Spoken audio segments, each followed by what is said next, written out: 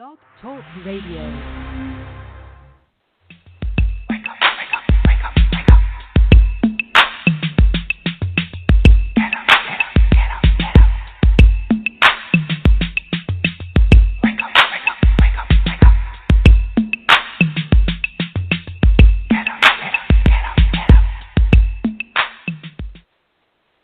Welcome to Awake to Oneness Radio. I am Caroline Chang, your host. The mission of Awake to Oneness Radio is to inspire the world to awaken to the universal truth of oneness. Science and spirituality are both teaching us that we are all connected, that we are all one. So what you do to another person, you're literally doing to another aspect of yourself. And when mankind awakens to the universal truth of oneness, there will be peace on earth. We just celebrated the 7th annual Global Oneness Day this past Monday, October 24th. And it was an amazing event. There were wonderful speakers all speaking about oneness, the truth of oneness from all aspects of life. Today's show topic is Be Still and Know That I Am God. I just love the title of that book. That Nick Gancitano is the author, and he is with us live today. Nick is a former professional athlete, author, and spiritual teacher. Nick, I'd like to welcome you to Awake to Oneness Radio. Thank you. Welcome, Hello. Nick. Hi, Thank you. How are you? I'm doing great. Thank you. Amazing. Well, I'd love to. I've done a little research on you on YouTube and the internet. But if you can share with our listeners a little bit about your background and how you came to write this amazing book, Be Still and Know I Am God. I just love that title. Oh, great. Thank you. Well,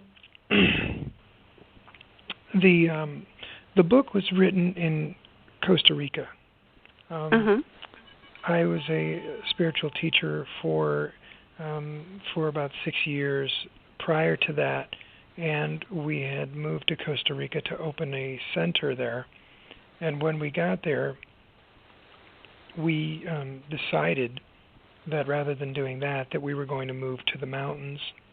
So we moved up into the mountains, and we spent about 6 months there before we ended up moving into the high mountains where there was a river and that type of thing. And one day we were sitting there in the cabin, my wife Penelope and I, and while we were sitting there, she had asked me if I would do an activity with her, and which was essentially just sit there, and any thought that pops into your mind, you would just go ahead and just write it down on paper, which typically was not that much because there was not really a lot of thinking going on when you're living in the forest, and there was really nothing around for a mile within our cabin. So, but then we sat there, and then after about 30 minutes, she had said to me, okay, you can stop.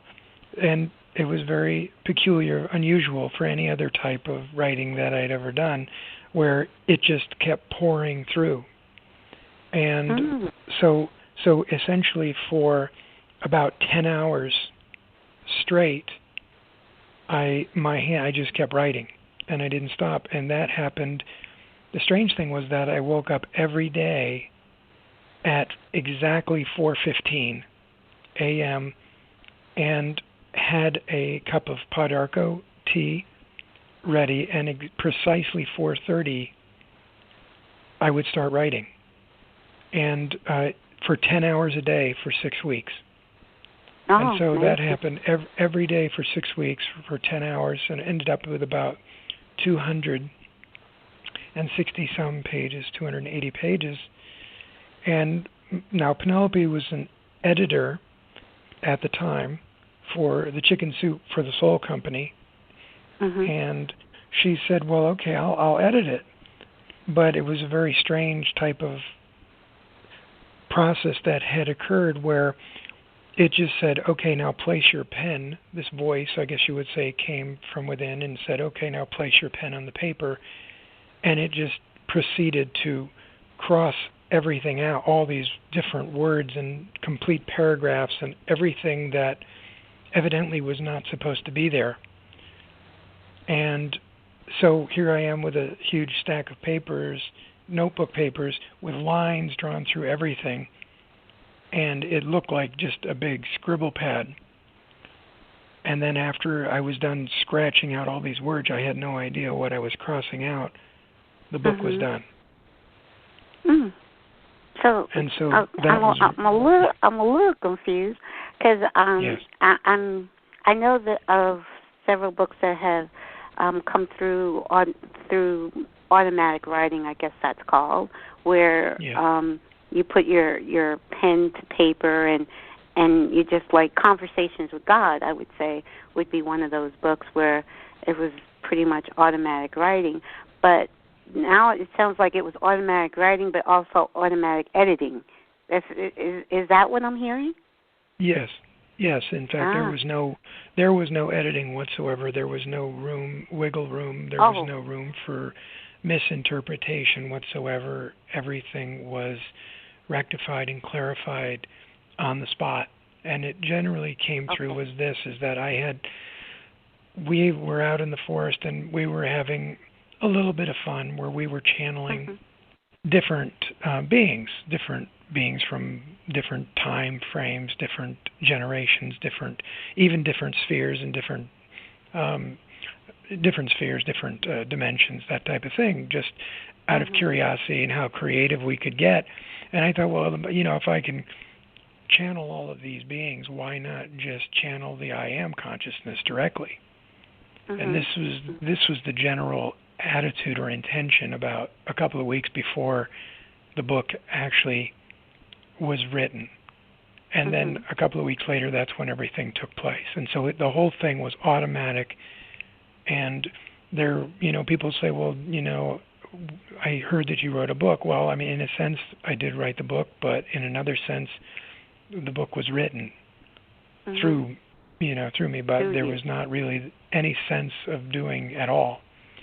And so, and then it was done, and Penelope took over from there, and she pieced it together, published it, and that's what you've seen. Now, let's go a little bit before the book.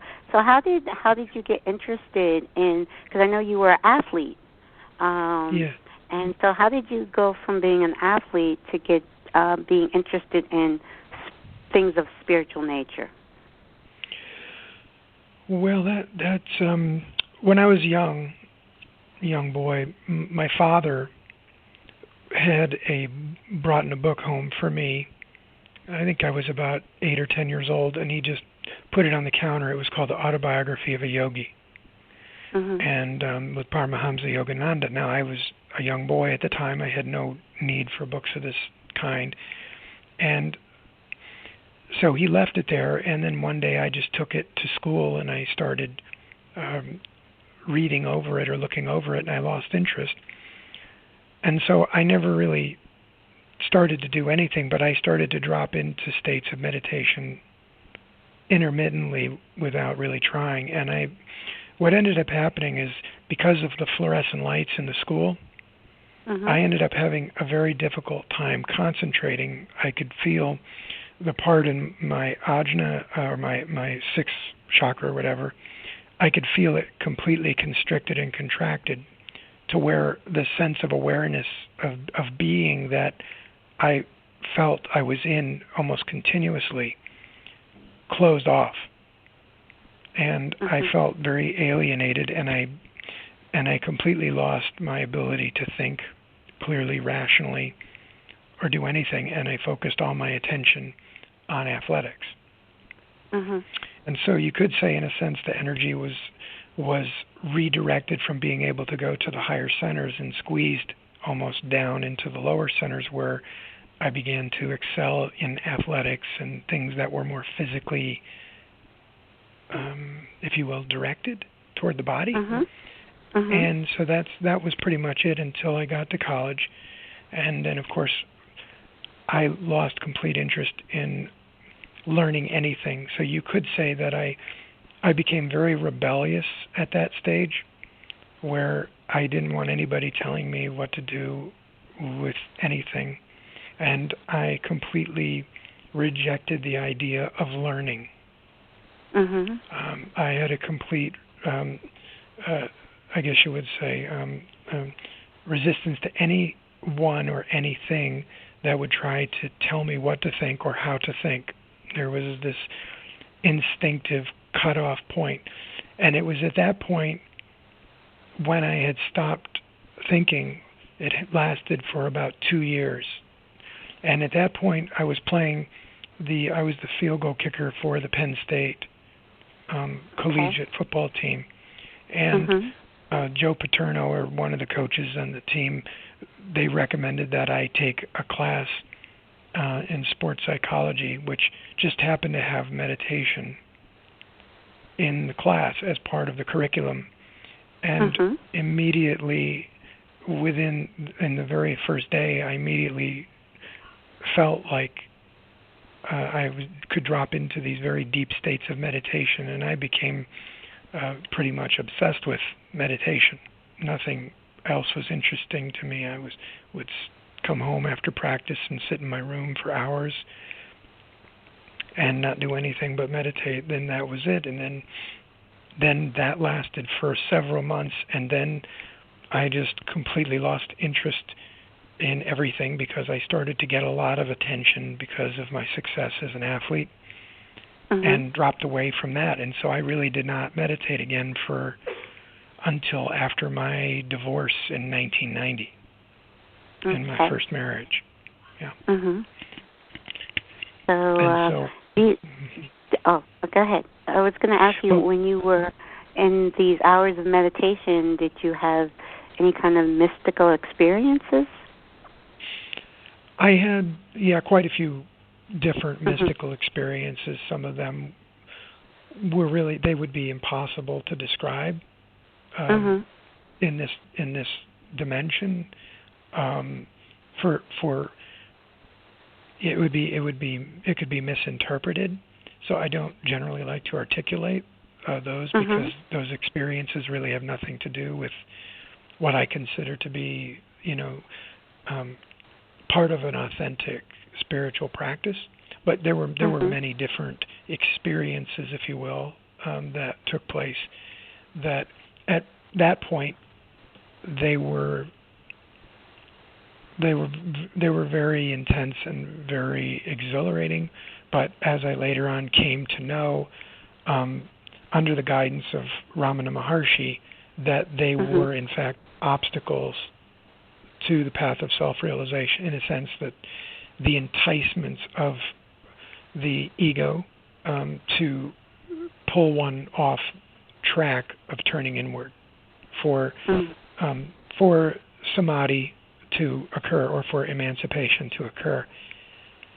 So this was something that when I stopped after my divorce, I had started onto a path that I had studied a little bit, watched the movie Jesus of Nazareth. That was my only spiritual practice at that point. I would watch the movie Jesus of Nazareth probably every single day for about 6 months. So I watched literally the exact same half of the movie every single day for about 6 months. That was my satsang at the time. And so that was it. And then after that, I stumbled onto, I went to a place called the Unity Church with my sister. And I discovered a thing called A Course in Miracles and did that for a very short time, but found that was a dead end.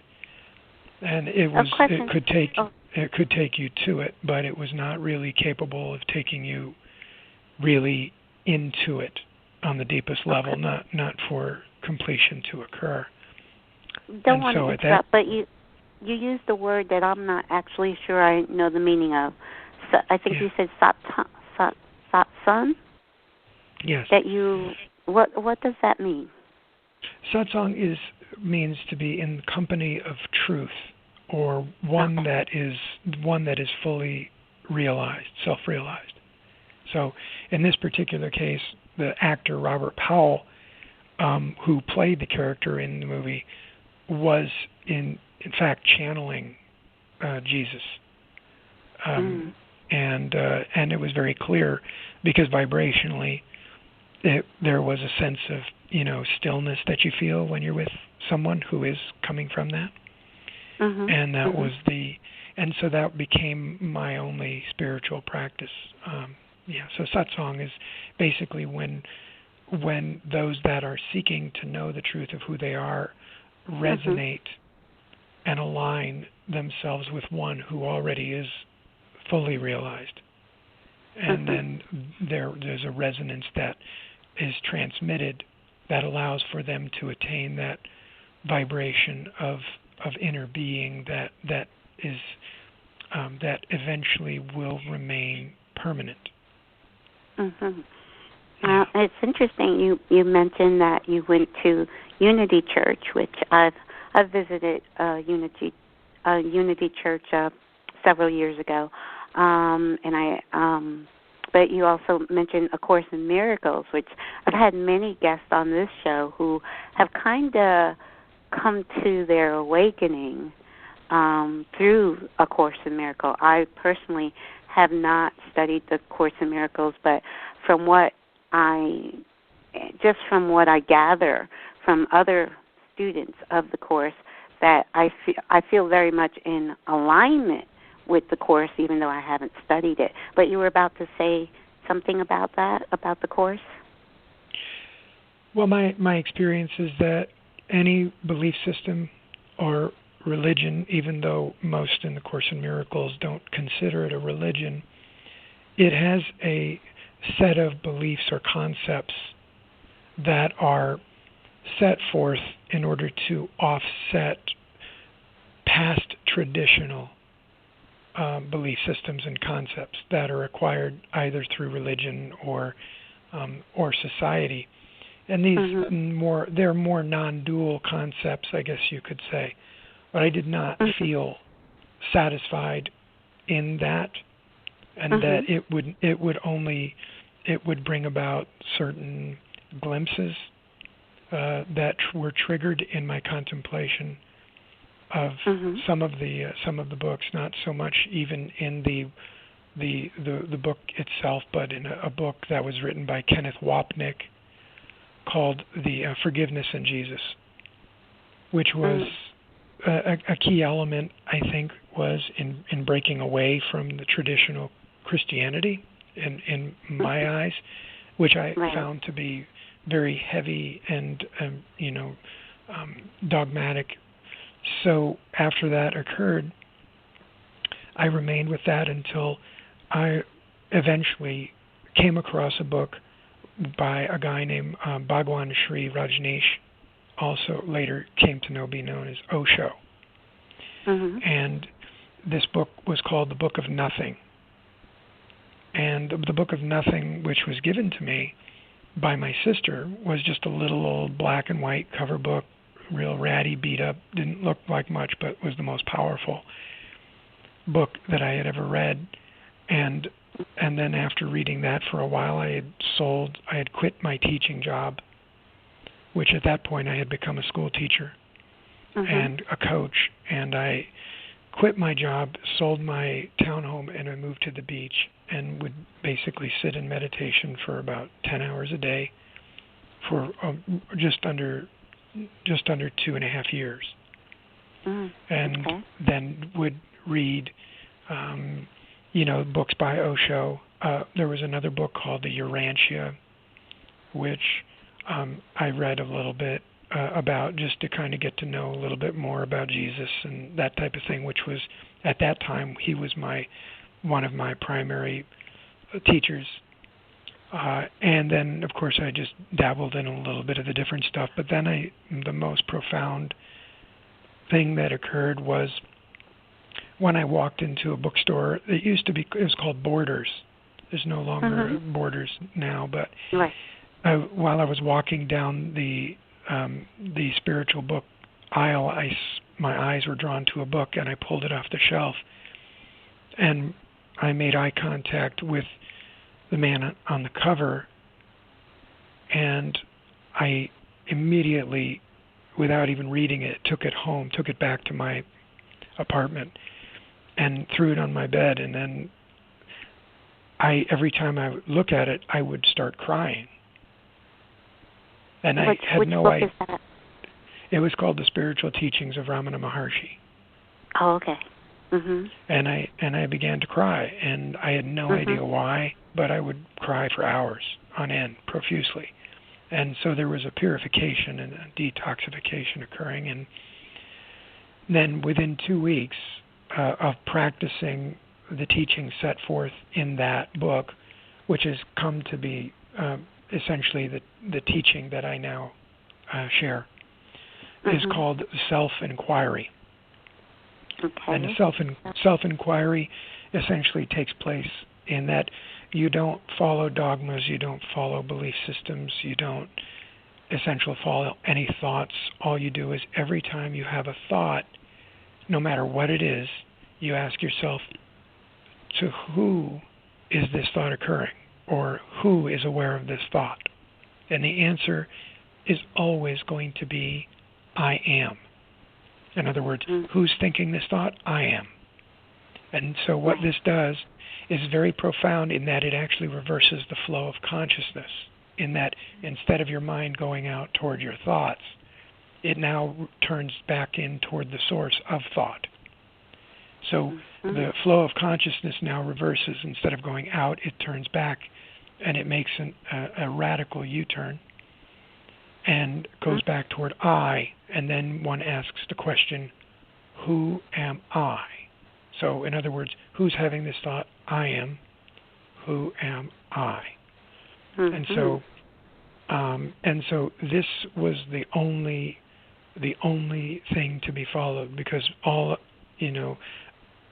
other paths that I have tried, they had gotten to a certain point where I would experience peace and bliss, ecstasy from being in deep states of meditation.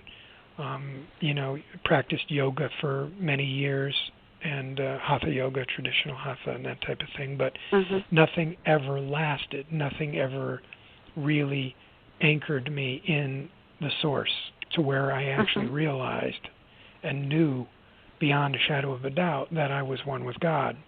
And so once I practiced this for about 2 weeks, almost nonstop, incessantly, I ate very little during those 2 weeks. I went down for a walk on the beach, and then suddenly there was an explosion in my consciousness where you could say that everything turned inside out, upside down and backwards. I mean, there was where I knew that I was that consciousness that permeated everything in existence. And I stayed in that state of what is difficult to even describe, because it's impossible to stay there permanently without the body dropping, without the body dying, going through the transition. But it was such an expanded state that I was only able to stay in that for roughly a couple of weeks, and then a variation of that for about 9 months, which was very ecstatic. And I felt like at that point that that was the realization that was spoken of. And then, of course, there was, I woke up one morning and suddenly there was this desire to commit suicide. It was the complete polarity of that extreme oneness. It was a contraction so dense that my body felt like it was made of metal. It had gone to the extreme opposite. And so, I called my sister, and we arranged for me to go up and spend some time with a sage who lived in a place called Aham, which is the Association of Happiness for All Mankind in North Carolina. So I went up there for about 9 days and spent some time there until it passed. Okay. And then so in a sense this deep condition vasana, what we call vasana in Christianity, they call it sin. It's a deeply rooted condition pattern that is anchored in heavy duality or hellish dimensions, where you encounter things that are, dark and that kind of thing. Many different things occurred. So, but it was part of the dark night of the soul period. And so I decided to maintain connection with them for about a year. I came back home and I corresponded with them until eventually I just picked up my stuff, threw it in my car, and I just drove there, and I pitched out in a tent. I asked them if I could live on their property in a tent, and I did that for 2 days until after 2 days, I guess, when A. Ramana, who was the sage or the spiritual director there, he said I could move in. So he invited me to move in. I guess he recognized that at that point I was passionate about the teaching and in alignment with the teaching that they shared, which was also the teachings of Ramana Maharshi. And so then I just stayed there for a little while and, went to India with, them a couple of times and had some different experiences there that were very, that I guess you would say deepened it deepened the insight or realization from the perspective that it was more stable. It wasn't coming and going from the awareness of being. It was that recognizing, in a sense, that I was the ocean, type thing. And so one thing I if I can share is the perspective would be like if there was an infinite ocean and it went out in all directions, and my body was like a sponge in the ocean, and not only was the sponge in the ocean, but the ocean was in the sponge. Right. And so from that perspective, if I were inside the sponge looking out of the sponge, I realized that my entire life I actually thought I was the sponge. In other words, I thought I was the body. But this shift had been so profound that I no longer thought myself to be the sponge. I realized that I was the ocean looking out of the sponge. Right. And so that, to put it, I love that analogy. That's beautiful. I've been listening and taking some notes when you had mentioned about you had moved to the beach, and for 2 years, that reminded me of Eckhart Tolle when he had his awakening. He pretty much went. He went to the park every day for about 2 years and just sat all day on a park bench and just kind of noticed, just kind of stayed anchored in the now, which one of my favorite books is The Power of Now by Eckhart Tolle. I find that I love doing this show because I find that people that I have guessed on this show have come to the awakening to the truth of who they are, which is one with God, an inseparable part of God. You can never be separated from God, and I think that's a big aspect of understanding the truth of oneness. And I think people, my observation is that people come to that truth in so many different ways. It's like they're almost like I don't think there are two paths that are identical as to coming to that truth. For me, it was actually a science documentary that kind of woke me up from not an intellectual standpoint, but from a heartfelt standpoint that I know I'm one with God. I know I cannot be separated from God. And in that knowing, it relieves, it's that peace that surpasses all understanding. It's that you can't be afraid, because what are you going to be? You are an inseparable part of God. Nothing can hurt God. Nothing can hurt you. And so that truth, I like that. For me, I try to keep it simple, because I want everybody to awaken to this truth. So I say, let me try to keep it on a elementary level. So I use words that, most people can identify with, as far as just understanding the truth of oneness, the truth of being one with God and one with everyone.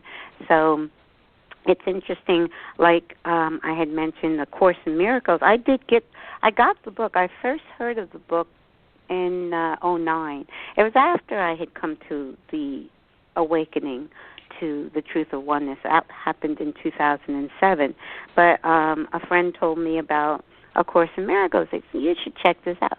So I went and I got the book, and it's like, I don't get it. I'm reading it. Not that I didn't get it. It's just, it was not. It's just reading it did not flow for me. Like picking up The Power of Now. I could pick that up, and I could not put it down. I tried to read A Course in Miracles, and I'm like, okay, let me just take this back to the library.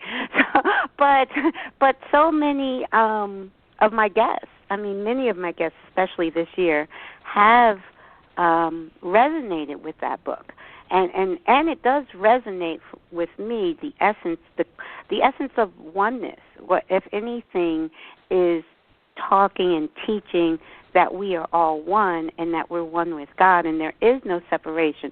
That separation is just an illusion. That resonates with me. If something is talking about, separation, then that doesn't resonate with me. But the other thing I say a lot on this show is that those things, teachers, books, all those things in the outer world are pointers to truth. But the truth lies within. So I love your self-inquiry. That I love. When whatever you're observing or thinking, to ask the question, well, who is thinking that thought? And it turns back to you. I like that. That's I believe that it does what's in the outer world is part of the illusion that we're creating, but it can point us to the truth of who we are. And once you know that you know the truth of who you are, then that's when my whole life changed, and all I can do is share that with others. I always say on this show, I'm not a teacher. I'm still a student. I learn from all my guests, and so I'm just trying to share what resonates as truth for me and live that truth in every now moment, and just share that and have these kind of dialogues. I love having dialogues with my guests of how they came to understand the truth of oneness. And it is fascinating to me that science is really on board with what spirituality has been teaching for eons. Yeah. So tell us more about the self-inquiry, how people can adapt that into their daily life.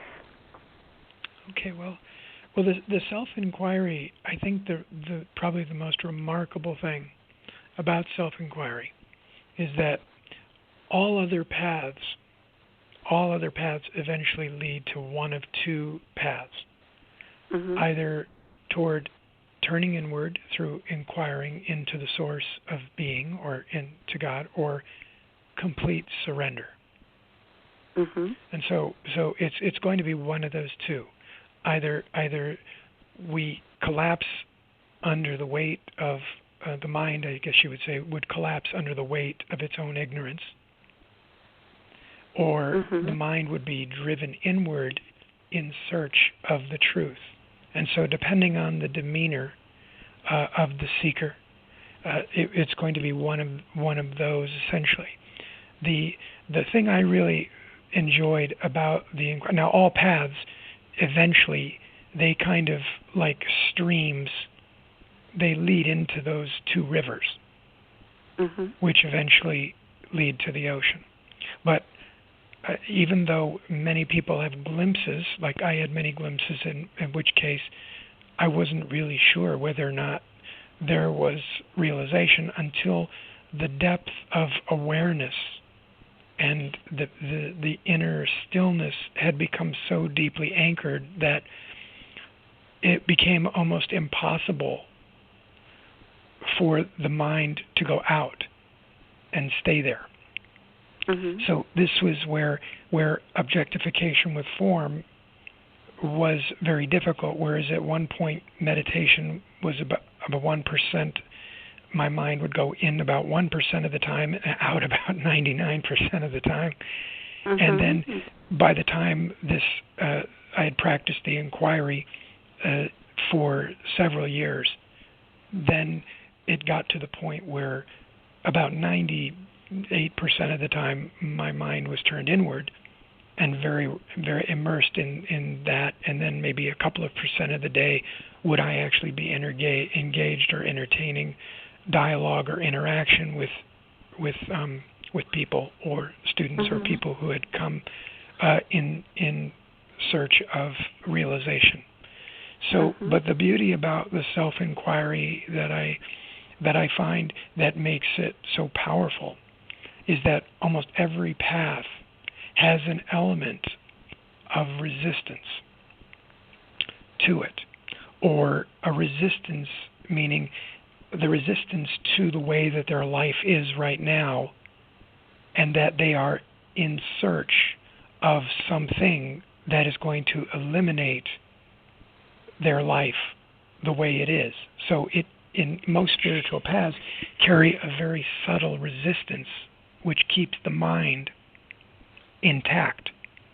And it doesn't really allow the full structure of the individual separate sense of me to collapse totally. That's why many people have what are called satoris, or glimpses of the divine. But there's not a full stabilization or realization of self where one remains anchored in it, in the self or in the heart, effortlessly. And so the question, who is having this thought? I am. It doesn't resist the thought. So if there is a thought that arises in your mind, you're not sitting there saying, oh, there's a thought, let that go. There's a thought, let that go. You're not letting go of thoughts. You're not trying to get rid of your thoughts. You're not doing anything that would create a bubble of resistance that would retain the structure of the ego. You simply ask with the intention of finding out. It's fine that there's a thought there, but who is it that's aware of the thought? That's what I want to know. And so it's not like it shouldn't be there, because most forms of meditation, because there is a subject and an object in the meditation, it creates a duality that makes it impossible for the ego to be transcended. So, in other words, if I'm meditating on a candle flame, then I'm the subject of awareness meditating on the object, the candle flame. If I take that more subtle and I say, okay, I'm going to meditate on my breath. Okay, well, now my breath becomes the object while I'm the awareness behind the breath. There's still a subject-object relationship. And then if I say, okay, well, I'm going to watch thoughts. Now the thoughts become the objects. And at no point, as long as I'm watching my thoughts, does the object and subject merge. There's always remains that separation, no matter how slight or how subtle it is. But when you ask yourself, who's aware of the thought, and you say, I am, now the object becomes the subject. Mm-hmm. And when the only thing that remains is the subject, then the only thing that remains is, even within the I am, the I dissolves. And even the I disappears, and what remains is the amness, or the what's called isness of pure being. And so this does, and that doesn't allow for there to be a resurrection of the individual separate sense of me. And so that's one of the beautiful aspects I found of the self-inquiry, in having been sharing this for about 20 years, is that a lot of people come here and they're from all different walks, all different religious paths, different teachings, and there really is no way. A lot of people in recovery, because really many of the different people from the different paths are they're looking for something. They're desiring to be free, but they're the very systems that they're a part of, that they're practicing, create a dependency. For instance, recovery. Once an alcoholic, always an alcoholic. This type of thing. Well, but that's not true, because you're not your behavior, and you never were an alcoholic to begin with. But it's necessary to tell somebody that maybe in the beginning, because they're having a hard time accepting the fact that, that they are drinking alcohol, they're doing destructive behaviors. But at some point, all that needs to be let go. And where the inquiry comes in is it basically says, okay, who thinks they're an alcoholic? Or who thinks that, that they're not happy? Who thinks that they're, that the world is out to get them? The conspiracy theories and all this kind of thing that are going on. A good example also is the political climate now. A lot of people are complaining about what's going on, and of course, the whole thing is really comical, because who's thinking all of this? I am. Who am I? You said the word that is really key for me, and I use the word all the time: isness. It is what it is, and for me, your terminology is very different from mine, in the sense that. But when you were explaining it, I realized that's exactly kind of what I do. There is no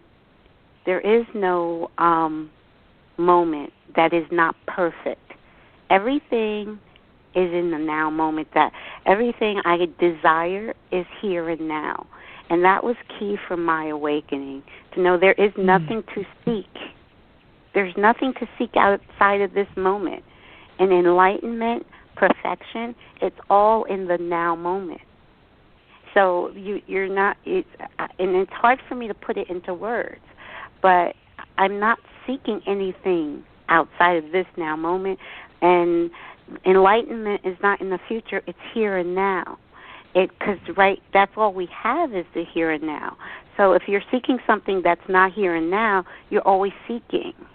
So and I'm not good at putting it into words, but in listening to you, I could hear my truth in different verbiage that you were using. Because for me, I don't look at life as a journey. Life to me is knowing that in this now moment that I'm creating, all is right here and now, and for me to love and appreciate the now. And in every moment, what I do is remind myself of that truth. that there's nothing outside of the now, and the now is perfect. The isness is perfect, and whatever happening is happening for my highest good. Yes. I didn't mean to interrupt, but I just wanted to jump in and throw that in there. Yeah. Not at all. It's important. So yeah, it's important that people realize that and know that. It takes away a lot of the intimidation element of trying to become something that they think they're not. And trying to get enlightened is one of the biggest obstacles because you already are what you're looking for. So, exactly. All that's necessary is to drop the concepts and the belief systems that are in place that keep us stuck. And one of the things is that not to become dependent on a teacher. To let go of and to destroy the authority figures and structures within our paradigms. For instance, one of the most significant ones for me was when I watched the movie JFK with the John F. Kennedy assassination, and that was the first time that I had ever thought to question the sovereignty of the government, to ever question anybody, because I never thought, why in the world would my government lie to me? I mean, I was so innocent at that time and so naive, I guess would be another word, that I never thought for a second that anybody would do it other than, the guy they said did it. And then, of course, after watching that, I began to question everybody and everything. And so once I started questioning everybody, then all of a sudden I realized, everybody is telling their story the way they want it to be, but nobody's story is going to be the story that I want. It's they're being themselves, but even Jesus or Buddha or whoever it is that's telling their story, Eckhart, Tolle, it doesn't really matter because it's not my desire to walk in anyone else's footsteps. Yeah, it's to see things clearly and to feel the freedom to question everyone without exception. And that really, I feel like, was a very important part on the path. One that allowed me to pursue it in a way where there was very little religious influence, because my mother was a Lutheran, my father was a Catholic. And because of that, they couldn't decide which church to take me to, so they just let me not go to any of them. And that was very significant, because in that I was able to pick up a Bible and read it without anybody giving me their spin on it. That's a good thing. And it's important because vibrationally it was interesting when I go back and I look at it. The passages that I was led to by my inner voice, my inner guidance system, were those passages that led me to the self-inquiry. For instance, I and the Father are one, but the Father is greater than I.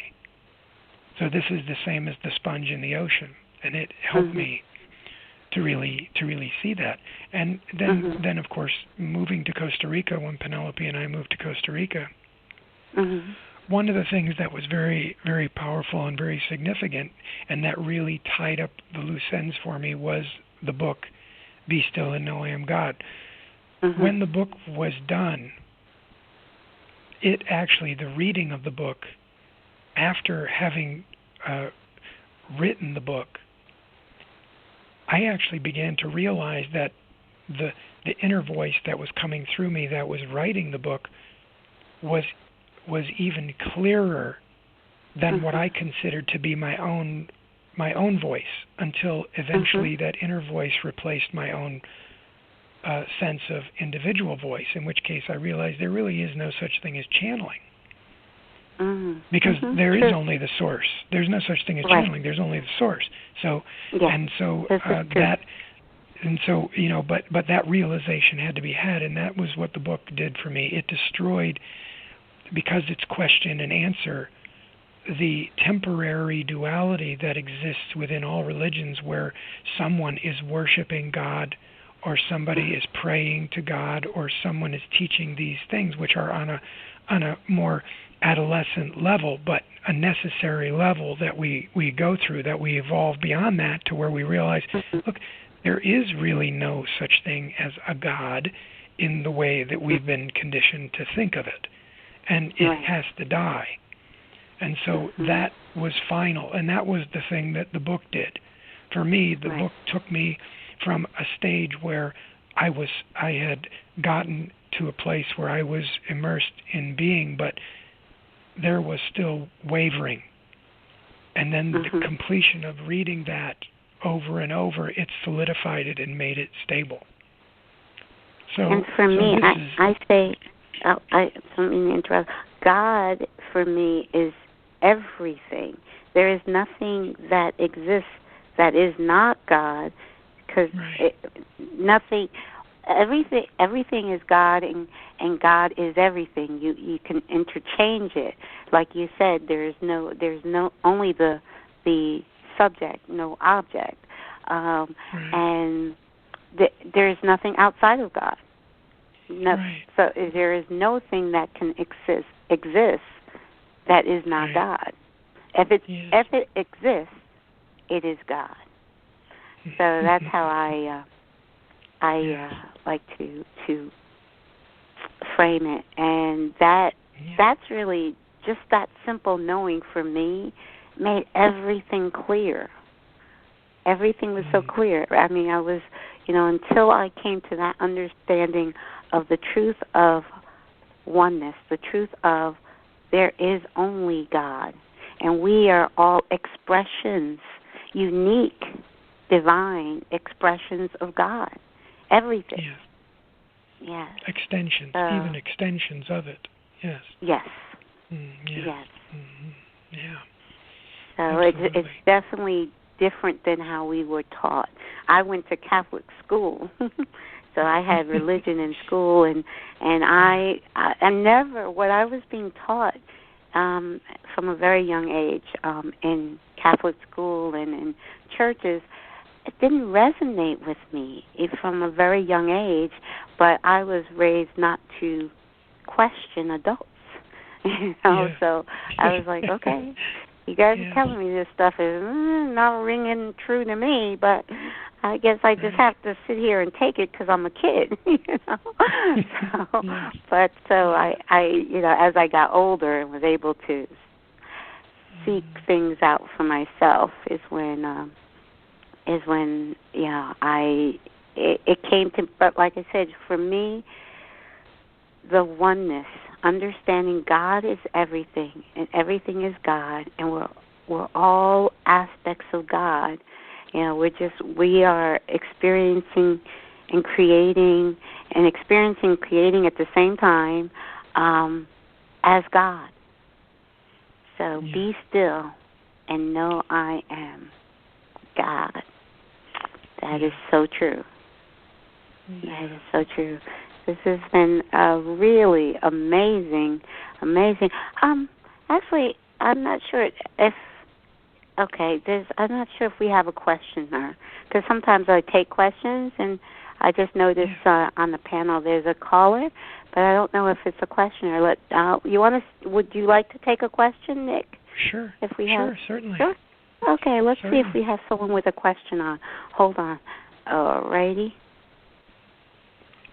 Hi, caller. You're on the air. Did you have a question for Nick?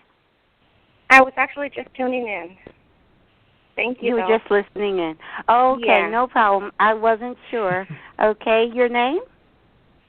My name is Marie. Hi, Marie? Yes. Okay, nice. Thank you for listening in. Okay, so I wanted to be sure we weren't missing anybody's question. Okay, I'll just put you back on mute. Okay. Thank you. All right. Okay, no problem. and sometimes people actually call in to listen to the show. So that's so I looked over at the panel, and I was like, we have a few minutes left, and I was like, if we have a question, that would be interesting. But actually, you and I, we resonate. It's so interesting, that verbiage, though, and I say that a lot of times because, like you had said, you've had mystical experience in meditation, and it's hard to find the words that can describe your experiences, and I understand that because so many times I think words can get in the way. Sometimes I think people are saying the exact same thing but using different words, and they think they're saying something different. And I'm listening to them, and I'm like, you guys are saying the same thing, just using different words. So, but I believe it. In the early part of Conversations with God, God is saying to Neil that the way he communicates is through feeling. You know, when I say God, which we know God is not a separate. God is not separate from us, but God communicates, our higher self, our God self, communicates with our human consciousness through feelings before he communicates through words. That's the least way he communicates. And I remember reading that in Book 1 of Conversations with God, is how he communicates with all of us all the time. And I like how you say, be still, because that's important for us to be still, to quiet our mind so we can hear God, our God self communicating to us. Yeah. So we essentially, I would say, in this teaching, generally don't use the word God, even though the book title has the word God in it, simply because there's so much. It's so emotionally charged with misinterpretations of and concepts of something that is very anthropomorphic or very limited, and so just self is generally what we use. So the word God. One of the ways is that once this occurs is when you're, like, say, walking down the road, instead of feeling like you're walking down the road and the road is stationary, you realize that you're stationary and that the road is actually coming toward you and through you. So everything is reversed. So in that regard, any sense of God is destroyed, because there really is no such thing as God in the traditional sense.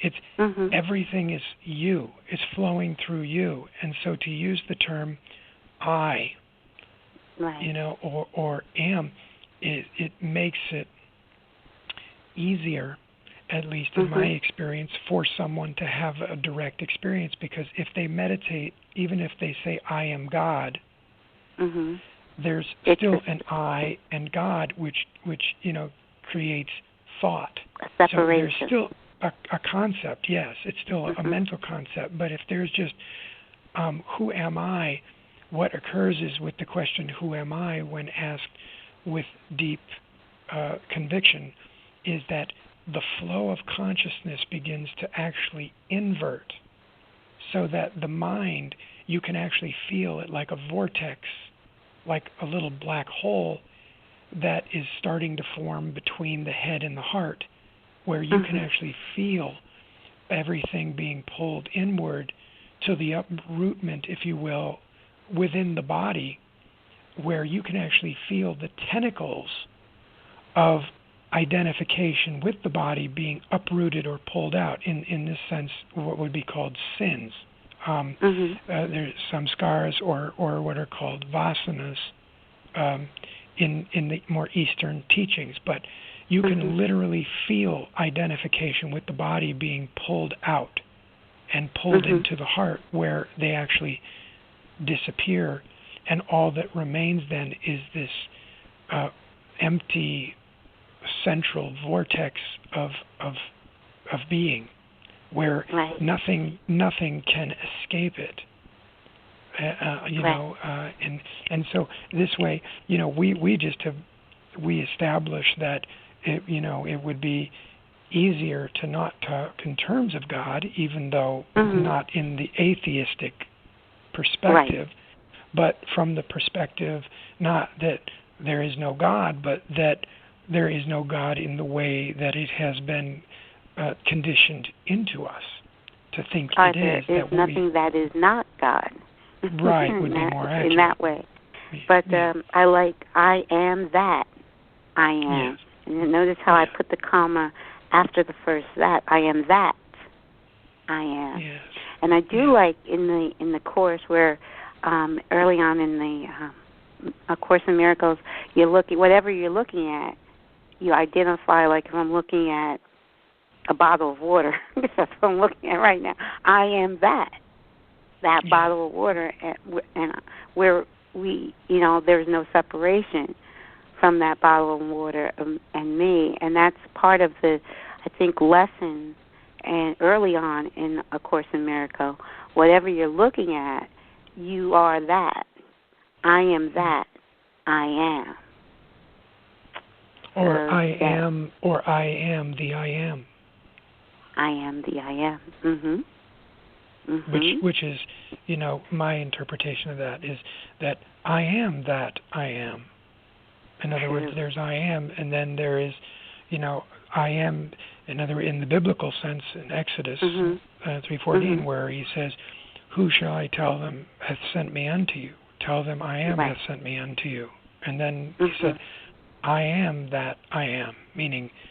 Then he realized Moses' enlightenment or realization was that he was the I am that he had glimpsed, even though it seems to be an external dialogue, was really an internal dialogue going on within him. And so, from that perspective. So true, so true. So, Nick, please, I can't believe an hour has gone by already. Please share with our listeners how they can find you online and also get your book. I have a link to your website, but you please share it with the listeners how they can get in touch, keep in touch with you and follow you. Well, thank you. Well, our website is SELF hyphen inquiry with an INQUIRY.com. And the book is Be Still and Know I Am God. Now, it doesn't have the word that in it. So, be still and know that I am God. That's the that's from Psalms 46, I believe.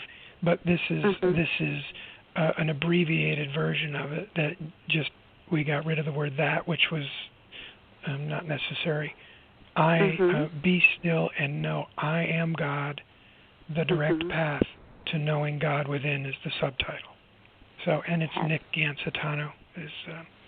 But if you just put in "Be still and know I am God" without the word that in it, .com, and you can put .com after it, and it'll take you to ours. Okay, wonderful.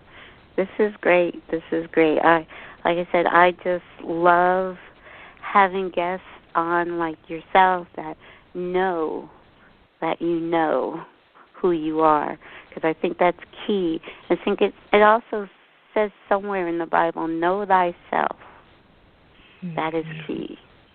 This is so true.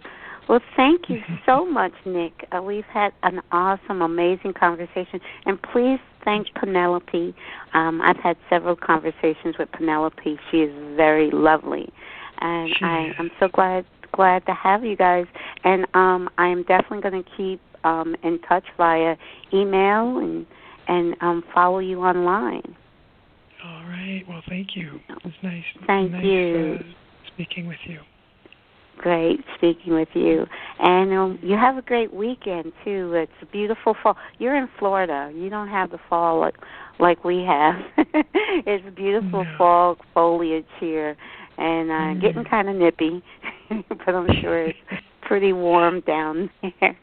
Yeah. But if I'm ever coming down that way, I'm going to look you up. Oh, that would be wonderful. That would be wonderful. That wonderful. would be great. Okay, thank you so much. You guys have a great weekend. All Thank right. you, you too, and everybody else who's there. Thank you. Thank you. Bye-bye. Bye-bye. Bye Good now. night. Bye now.